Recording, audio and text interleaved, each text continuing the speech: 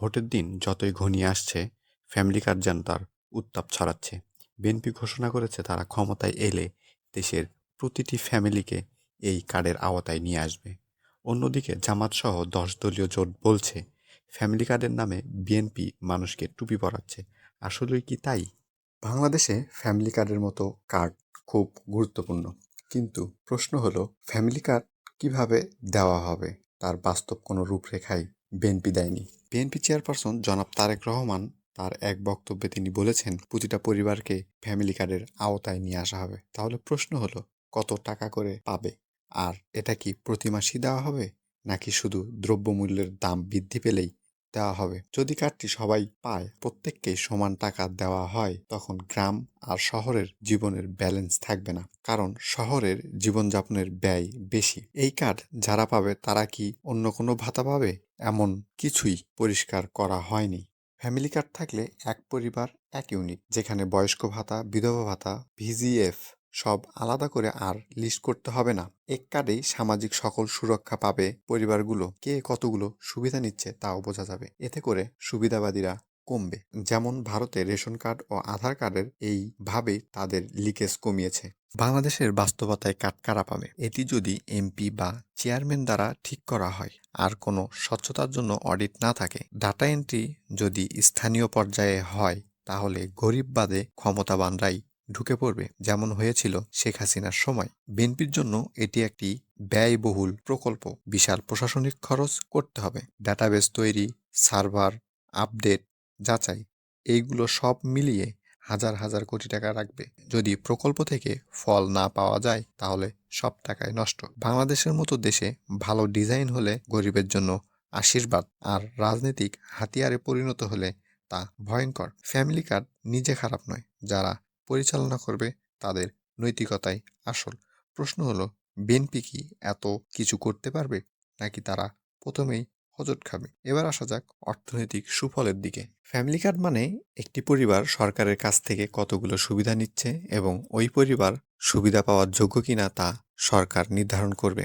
Targeted সহযোগিতা হলো দরিদ্র মানুষের হাতে টাকা থাকবে, তখন বাজারে তারল্য সংকট থাকবে না। সঠিক পরিবারের কাছে অর্থ সাহায্য পৌঁছালে অপচয় ও দুর্নীতি কমবে। কিন্তু তারেক রহমান বলেছে সবাইকেই ফ্যামিলি কার্ডের আওতায় নিয়ে আসা হবে। এখানে অর্থনীতি ক্ষতিগ্রস্ত হবে, বাজারে মুদ্রাস্ফীতি বাড়বে, যা অর্থনীতির জন্য ভয়াবহ। মুদ্রাস্ফীতিটা হচ্ছে, আগে 100 টাকায় 10টা কলা পাওয়া যেত, আর এখন 100 টাকায় 5টা কলা পাওয়া যায়। কলার এই দাম বৃদ্ধি হলো মুদ্রাস্ফীতি। যদি বিএনপি সরকার প্রতিটি পরিবারকে প্রতি মাসে 1000 টাকা করে ভর্তুকি দেয়, তাহলে বছরে প্রায় 4,80,000 কোটি টাকা ভর্তুকি দিতে হবে, যা বাংলাদেশের মোট বাজেটের প্রায় 60 থেকে 70%। এমন করলে দেশের কোনো অর্থনৈতিক উন্নতি হবে না। সামাজিক সুরক্ষা, স্বাস্থ্য, শিক্ষা, চিকিৎসা, কৃষিসহ সব ক্ষেত্রে এর ভয়াবহ প্রভাব পড়বে, যার পরিণাম অর্থনৈতিক মৃত্যু। অন্যদিকে যদি শুধু অতি দরিদ্রদের ভর্তুকির আওতায় নিয়ে আসা হয়, তাহলে বছরে প্রায় 84,000 কোটি টাকা ভর্তুকি দিতে হবে।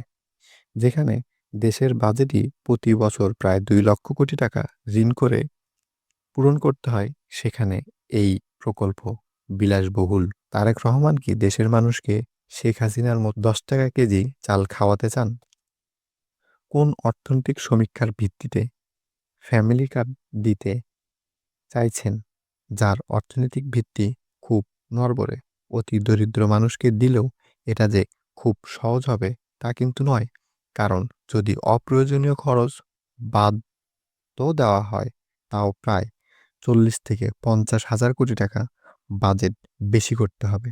বেশি বাজেট মানে আরো বেশি ঋণ, যা ঋণ করে ঘি খাওয়ার মতো। অন্যদিকে ক্ষমতা মানেই অর্থনৈতিক দুর্নীতি, এমন কোনো কাজ নেই যা ক্ষমতাসীনরা করে না।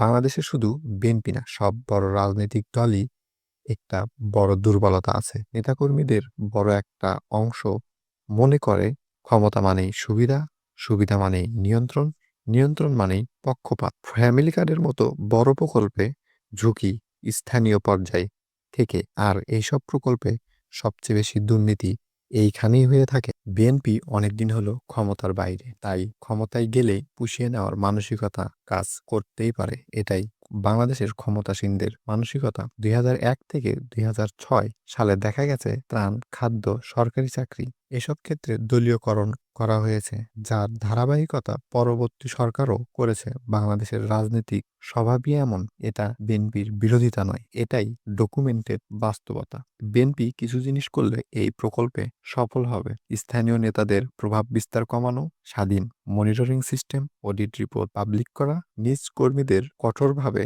এই জায়গায় ঠেকানো, কর ফাঁকি বন্ধ করা। কিন্তু প্রশ্ন হলো, বিএনপি কি পারবে? বাংলাদেশের রাজনৈতিক সংস্কৃতি কি এতটাই বদলেছে যে ক্ষমতাসীন দল নিজের লোকের বিরুদ্ধেই দাঁড়াবে?